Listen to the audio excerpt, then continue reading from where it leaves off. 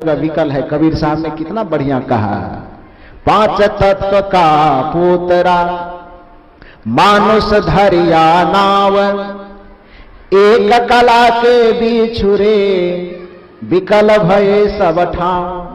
जितने भी मनुष्य है सबके पास यह पंच रचित भौतिक शरीर है। पांचों तत्वों से निर्मित यह शरीर पाकर मनुष्य दुखी है, परेशान है। साहब कहते क्यों? तो कहा इसलिए कि सब चीज तो है लेकिन एक कला के अभाव में ये बड़ा दुखी है, और वह कला है कि मनुष्य इस संसार में व्यवहारिकता को कैसे जिए। यही कला नहीं होने के कारण वो सब जगह जहां जाता है परेशानी पाता है, जहां जाता है पीड़ा पाता है। सज्जनों, मैंने आपसे आग्रह यही किया कि धरती का सबसे सिरमौर प्राणी मनुष्य है, धरती का सर्वश्रेष्ठ प्राणी मनुष्य है। लेकिन आज देखने के बाद यह पता चलता है कि मनुष्य श्रेष्ठ नहीं लगता है। बैल ज्यादा खुश है, कुत्ते घोड़े ज्यादा खुश है। देखो आज आदमी को आदमी पालने में थोड़ा मुश्किल होता है, लेकिन आदमी कुत्ता को पालता है, पालता ही नहीं पालता है। आदमी को आदमी पालने में कठिनाई होती है, वह बिल्ली पालता है। आदमी को पालने में कठिनाई होती है, वह चूहा पालता है। चूहा पालता ही नहीं, पालने वाला चूहा होता है। आदमी को आदमी पालने में परेशानी हो रही है, वह बाघ भी पालता है, हिरण पालता है, सुगा तोता पालता है, मैना पालता है, न जाने कितने प्रकार के चिड़िया को पाल लेता है, पशु को पाल लेता है, जानवर को पाल लेता है। लेकिन अपने माता पिता को पालने में उसे बड़ी कठिनाई होती है। अभी सुन रहे थे ना, पढ़ा लिखा प्रोफेसर, पिता को रखने में कठिनाई। वो तो पोता की बलिहारी है कि अपने समझदारी से दादा को जाकर के पिछवाड़े से आंगन में ले आया कि हम आपके लिए प्लेट धो करके रख रहे हैं। क्रिया की प्रतिक्रिया होती, जैसा दोगे वैसा मिलेगा। यह बात बता करके अपने पिता की बुद्धि को बदल दिया। आज क्या हो रहा है? कैसे हम मनुष्य को श्रेष्ठ कहें, कैसे हम मनुष्य को शांति का पुजारी कहें, कैसे हम मनुष्य को प्रेम का पुजारी कहें। नियम यह कहता है कि जो हम चाहते हैं वही हम संसार को दें।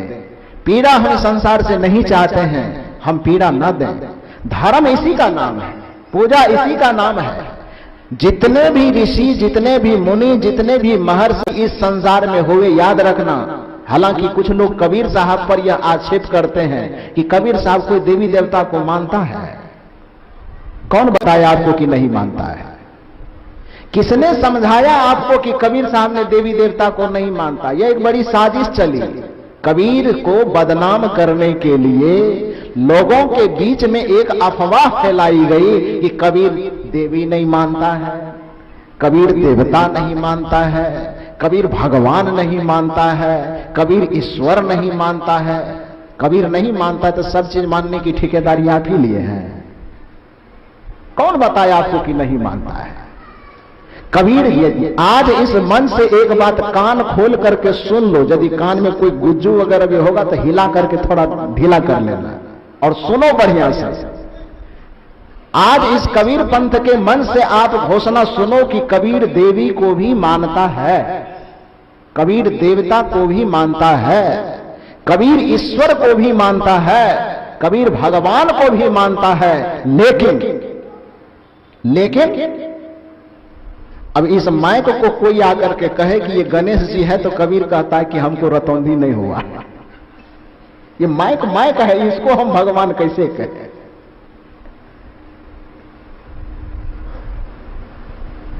आप किसी गोबर को बैठा दो और कह दो कि संकल्प दे के इसमें हमने प्राण प्रतिष्ठा कर दिया, तुम इसको देवी मान लो, इसको देवता मान लो। कबीर कहे कि हमको मोतियाबिंद की शिकायत नहीं है, हमें स्पष्ट दिखाई देता है कि ये गोबर है, इसको हम देवता नहीं कहेंगे। ये देवता नहीं है, ये गोबर है।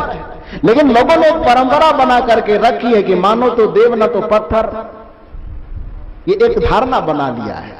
सामने में जो दिखाई देता है, यदि कोई विवेक भी करे, कोई तर्क भी करे कि अरे ये पत्थर दिखाई देता है, ये बांस दिखाई देता है, ये मिट्टी दिखाई देता, ऐसा मत बोलो। धर्म के क्षेत्र में ऐसा बोलना अपराध है। का तब ये मानो तो देव न तो पत्थर मान लो। एक पंडित जी ऐसे लोगों को पूजा करवा रहा था, बात बात में हर चीज को मनवा करके कहे मानो तो देव न तो पत्थर, मानो तो देव न तो पत्थर। कोई भी आजकल के युवा पीढ़ी हर चीज में तर्क करना चाहते और करना भी चाहिए। ध्यान दीजिए, पुराने लोग आज के युवा पीढ़ी से थोड़ा खफा रहते हैं कि आज कैसा जमाना आ गया है कि न कोई धर्म को मानता है न कोई भक्ति को मानता है। अरे इसमें गलती पुराने पीढ़ी वाले लोगों की भी है। पुराने पीढ़ी के लोगों ने धर्म को इतना आडंबर से भर दिया, पुराने पीढ़ी के लोगों ने धर्म को इतना कर्मकांड से भर दिया, पुराने पीढ़ी के लोगों ने धर्म को इतना अलूल जलूल प्रक्रिया करके इतना बोझिल बना दिया कि आज के युवा मस्तिष्क, तर्कवादी मस्तिष्क उसको स्वीकार करने के लिए तैयार नहीं है। उसे लगता धूल ये सब बेकार है और कुछ बेकार चीजों के झांसे में आकर के अच्छाई को भी नकारते चला जा रहा है। इसमें कुछ न कुछ पुराने लोगों की भी गलती है। कबीर वही वैज्ञानिक धर्म आपको देना चाहते हैं जिसमें आज के तर्कशील विवेकशील प्राणी भी सामंजस्य बैठा सके। कबीर वैसा धर्म आपको देना चाहता है जिस पर कभी उंगली न उठाई जा सके। कबीर ऐसे देवी के पास आपको ले जाना चाहता है जिस पे सदियों सदियों तक कभी भी उंगली न उठाया जा सके। कबीर ऐसे देवता आपको देना चाहते हैं जिसके ऊपर में कोई भी तर्क कलम न चला सके। कबीर ऐसा धर्म देना चाहता है जिस पर कभी कोई क्वेश्चन मार्क न लग सके। कबीर देवी मानता है लेकिन कभी गोबर को देवी देवता नहीं मानता है। वो कहता है मातृ देवो भवः। जो वेद कहता है कबीर भी उसको देव कहने के लिए तैयार है। जो वेद कहता है कि पितृ देवो भवः, कबीर कहता है वही देव है। जो वेद कहता है कि अतिथि देवो भवः, कबीर कहता है मैं वेद के इस तथ्य का समर्थन करता हूं कि अतिथि ही देव है। कबीर कहते, वेद कहता आचार्य देवो भवः, कबीर कहता है मुझे इस बात का समर्थन करने में कोई हिचक नहीं है। मातृ देवो भवः, पितृ देवो भवः, आचार्य देवो भवः, अतिथि देवो भवः, कबीर कहते हैं मैं इसका विरोध क्या करता हूं। भगवान राम कहते हैं प्रातः काल उठे के रघुनाथा, माता पिता गुरु ना वही माथा। कबीर कहते हैं मैं इसका विरोध कहां करता हूं, क्यों करेंगे। लेकिन वही मानो तो देव न तो पत्थर वाली बात में कबीर हिचक जाते हैं। नहीं, ये गलत जगह पे ले जा रहे हो। ध्यान से सुनिए मेरी बात को कि पंडित जी पूजा करवा रहे थे, यहां पैसा डालो। पंडित जी ये क्या है, ये फलना देवता है, इतना पैसा डालो। तो जो पुराने जमाने के लोग थे तो बस वो डाले जा रहे हैं, धर्म में कोई प्रश्न न करो। लेकिन जो नए पीढ़ी के थोड़ा पढ़े लिखे लोग थे वो थोड़ा आनाकानी करते थे तो डांट रहे, डालो यहां क्या है, कुछ प्रश्न मत करो, डालो। तो इस तरह से अब मजबूरी में घर के सब बड़े बुजुर्ग भी डाल रहे हैं, सब कह रहे हैं, सब मान रहे हैं। तो न भी मानना चाहता है तो भी वह हाँ में हाँ मिला, लेकिन मुंह लटका हुआ है। उस युवक का दिमाग तर्क कर रहा है क्या कर रहे हैं, कर भी रहा है मजबूरी में, लेकिन क्या कर रहे हैं। उसने सोचा कि इस पंडित जी को थोड़ा मजा चखाएंगे। ये सब जगह मानने पर ज्यादा जोर दे रहा है, इसको मान लो, इसको मान लो, इसको मान लो। तो अभी इसको कुछ हम कर तो नहीं सकते हैं, करना भी नहीं। दरवाजे पे आया है, मेरे घर में है, तो इसका अपमान नहीं, किसी का भी नहीं करना चाहिए। तो उस युवक ने कहा कि मेरे माता पिता भी इस पे इतने निहाल हैं, वो भी कुछ नहीं कह रहे हैं, मैं नहीं चाहता फिर भी मुझे करना पड़ रहा है, तो अब क्या करें। तो उस युवक ने दिमाग में एक प्लान तैयार किया कि अभी तो इसको हम कुछ नहीं कहेंगे, लेकिन आगे हम इसको मजा चखाएंगे। और वो दिमाग में योजना बना करके रखा। जब भोजन करने की बारी आई तो भोजन करने में सबको पंक्ति में बैठाया गया। वो पूजा करवाने वाले पंडित साहब को भी बैठाया गया और बैठने के बाद सबके आगे में दाल भात सब्जी पूरी पापड़ खीर जो भी परोसना था वो परोस दिए। और पंडित जी के आगे में एक स्पेशल कटोरा लाके रखा गया सोना का। पंडित जी सोचे कि बड़ा गजब है, सबसे विशेष एक कटोरी मेरे सामने आ गई और वो भी सोने की कटोरी। तो इतना कीमती कटोरी है तो इसमें चीज भी बड़ा कीमती आएगा। बड़ा खुश हुआ।